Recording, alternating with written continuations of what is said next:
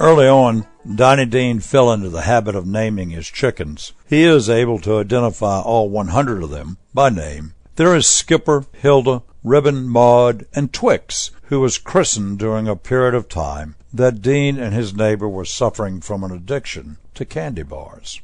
From an eagle's perch, Donny Dean's home in Atlantic is a portrait of countryside serenity, framed by sweeping pasture land and tree lines that step the eye to panoramic views of the changing skies. If you're a hardcore bachelor like Dean, that leaves a lot of space to fill, so he bought himself 4 hens and 2 roosters, with every intention to raise a new family of friends and to rekindle a childhood memory, growing up on a farm raising chickens, more so for companionship than for eggs. Today, the family is a mix of born heres he hatched himself, or come heres bought from a feed store. Either way, he says they all get along. In fact, he'll swear that his hens are quite happy because they make happy hen sounds, and that's a comfort to him. On an average day, Dean's hens leisurely roam their yards beneath the cover of fireweed, mallow, oats, and giant sunflowers that tower high above the rest. The day winter suddenly turns to spring is when he most likes to get out there with them. He takes the lead with the rototiller, the hens close behind as they peck for bugs and worms. The portrait Dean paints of himself in that scenario is one of pure countryside happiness, and the sight of him with his chickens gives you the idea he is much more than a chicken farmer to them.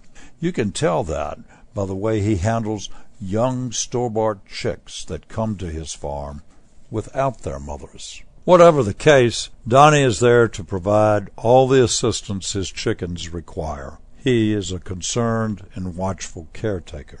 When chickens get sick or injured, he nurses them back to good health in a cage inside his tool shed, where he can tend to them in private while they convalesce. He intervenes when stronger hens bully the weaker ones for morning breakfast, so everyone gets a fair share. And back in the days when he had less than a dozen baby chicks, he brought them all into the comfort of his farmhouse on cold winter nights.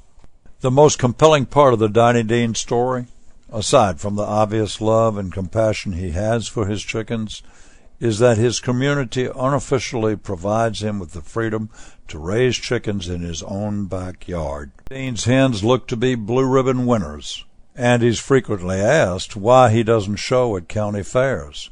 His stock answer to that question is, yep, several hens could easily win blue ribbons, but none of them want to spend the night away from home.